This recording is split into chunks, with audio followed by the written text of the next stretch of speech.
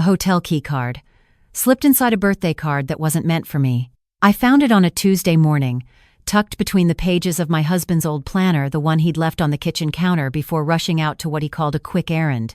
The card was cream-colored, elegant, with a small gold-embossed maple leaf in the corner. Inside, in handwriting I didn't recognize. Same room as last time. Thursday. Don't be late. I don't have a birthday until April. It was October. I set the card down on the counter, picked up my coffee, set the coffee down too. My hands weren't shaking, not yet. I was 63 years old, and I had spent 38 of those years trusting the man I married, and I was not going to fall apart over a hotel key card on a Tuesday morning. But I also couldn't pretend I hadn't seen it. My husband's name is Gerald. Gerry, to everyone who knows him. He retired from CN Rail the previous spring after 32 years, as a logistics coordinator, the kind of quiet, dependable work that never made headlines but kept half the country's freight moving on schedule. He was the kind of man who remembered to buy milk without being asked, who shoveled the neighbor's driveway after a snowstorm without mentioning it, who still held my hand during long car rides, even after nearly 4 decades together. He was not, by any measure I had ever known, a man who kept secrets. Or so I had believed. I should give you some context about where we were in our lives at that point. Our youngest, Patricia, had moved to Vancouver 2 years earlier for work. Our son Daniel lived 40 minutes away in Oakville with his wife and their 2 kids. I had just finished my last semester of teaching grade 4 at Lakeview Public School, 31 years in the same building. Same hallways, same smell of construction paper and whiteboard markers. I was newly retired myself, barely 2 months in, still waking up at 6:15 every morning out of pure muscle memory, still reaching for a lunch bag I no longer needed to pack. Gerry and I were supposed to be entering the golden part, the part the greeting cards talked about, slow mornings, trips we'd postponed, dinners without rushing. We had talked about it for years, the Maritimes in summer, maybe a few weeks in Nova Scotia, the Cabot Trail. He had a list somewhere, I was sure of it. But the last few months had been strange. Not alarmingly strange, just off. He'd been distracted in a way I couldn't quite name. Not cold, not unkind, but somewhere slightly out of reach, like a radio signal with a little too much static. He went out some evenings without much explanation, just meeting a few guys from the old office, he'd say, and I believed him because why wouldn't I? He was Gerry. He came home smelling like Tim Hortons and cold air, which in my experience is exactly what men smell like after meeting friends. But then there was the key card. I picked it up again and turned it over. The hotel name was embossed on the back, the Pearson Grand, a mid-range business hotel near the airport in Mississauga. Not the kind of place you'd take someone for a romantic occasion. Not the Ritz, not some boutique hideaway. A functional, 4-star hotel popular with traveling executives and families with early morning flights. I had stayed there once myself, years ago, during a teacher's conference. I almost convinced myself it was nothing. Almost. I put the key card in my cardigan pocket and spent the rest of the morning pretending to read. By afternoon, I had made a decision that any reasonable person would probably talk me out of. I wasn't going to confront Gerry, not yet. Because confronting someone means giving them the chance to construct an explanation, and I had spent 38 years watching my husband think on his feet. He was good at it. He was, despite his quiet exterior, a very persuasive man. I wanted to see for myself. I want to be clear about something. I am not an impulsive woman. I taught small children for 3 decades. Impulsive people do not last in that profession. I am methodical. I am patient. I make lists. I consider consequences. When I decided to drive to the Pearson Grand Hotel on Thursday morning and figure out what my husband was doing there, I did not do it rashly. I thought about it for 36 hours first. I also thought about what I would wear. I know how that sounds. But here's the thing about being 63 and invisible, and I mean that almost as a compliment.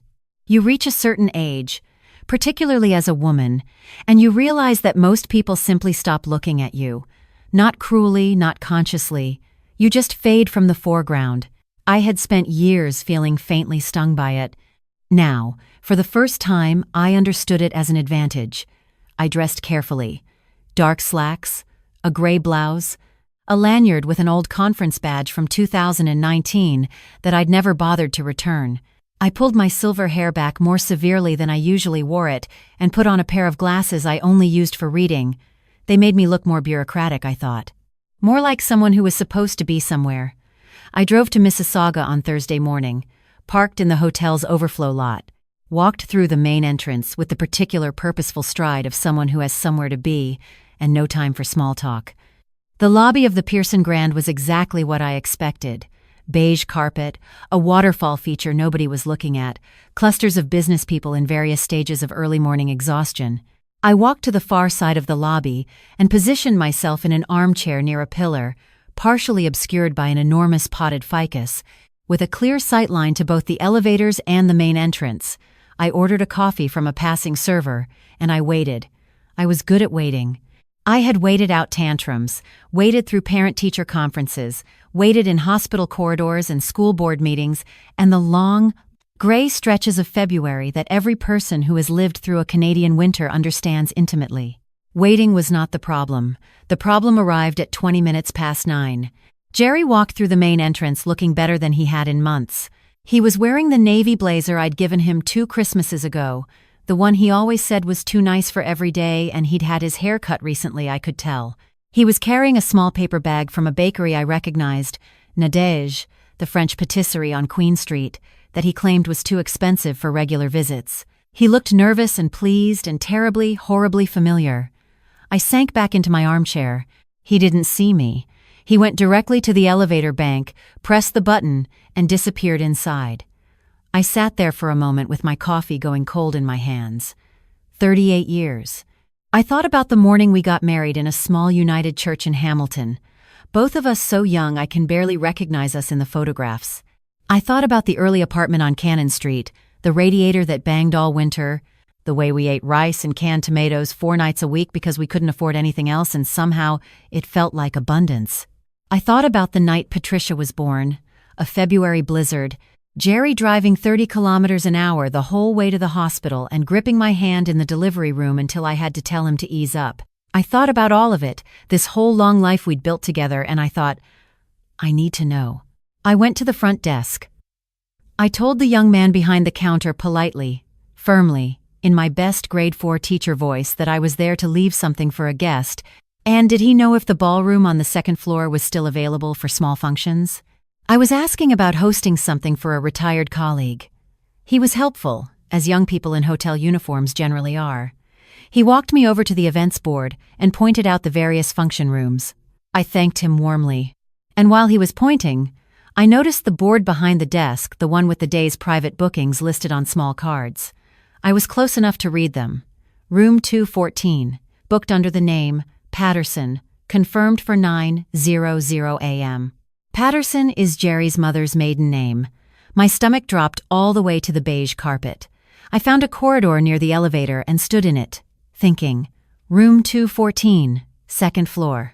My husband had booked a hotel room under a false name, had come here in his best blazer with pastries from an expensive bakery, and was currently upstairs doing something I was apparently not supposed to know about. I want to tell you, I was calm. I was not calm. I was 63 years old, and my heart was doing something it had not done since the last time I'd eaten too much salt, and convinced myself it was a cardiac event. I went into the women's restroom near the lobby and ran cold water over my wrists the way my mother used to do when she was overheated, and I looked at myself in the mirror for a long moment. Then I dried my hands, straightened my glasses, and went upstairs. I found room 214 at the end of a quiet corridor on the 2nd floor. The door was closed. I could hear, faintly, voices inside more than one. Something that might have been laughter. Laughter. I stood in that hallway for what felt like a long time. The carpet was the same beige as the lobby. An ice machine hummed somewhere behind a door. A housekeeper's cart sat abandoned near the stairwell, a stack of fresh towels on the lower shelf, a bucket of cleaning supplies on top. I looked at that cart for a moment. You have to understand that I did not plan this part. Not consciously. But I had been a practical woman my entire life, and there was a cart full of supplies right in front of me, and there was a door 30 feet away that I very much needed to be on the other side of. I borrowed a clean apron from the cart still folded, clearly unused, and I tied it around my waist. I picked up a spray bottle of surface cleaner and a cloth. I walked to the door of room 214, and I knocked the way housekeeping knocks, 3 short businesslike raps, and I said, in a voice slightly lower than my own, "Housekeeping." A pause. Then Gerry's voice. "Just a moment." I nearly lost my nerve entirely. The door opened, and it was not my husband standing in front of me. It was my daughter, Patricia. My Patricia, who I believed was in Vancouver, who had texted me only 2 days ago about the rain and a work project in a cafe she'd found near her apartment. My Patricia, in a dress I'd never seen, her dark hair pinned up, holding a champagne flute, and looking at me with an expression that passed through delight, horror, guilt, and suppressed laughter in approximately 1 second. "Mum," she said. And then Gerry appeared behind her, and behind him Daniel. My son Daniel, who I had genuinely believed was in Oakville at work. And behind Daniel, his wife Claire, and their daughter Sophie, who was 7, and who immediately shouted, "Grandma!" at a volume entirely unsuitable for hotel corridors. The room behind them was decorated, streamers silver and gold, my favorite colors, the ones I'd had at our 25th anniversary party. A banner across the window. "Happy retirement, Mum." A table with a proper spread sandwiches, the Nadej pastries now explained, a small cake with white icing. Photographs everywhere, printed and pinned to a board. Me on my first day of teaching, impossibly young, holding a piece of chalk like a weapon. Me with my class over the years. Me, Gerry, the kids, a dozen summers compressed into a collage.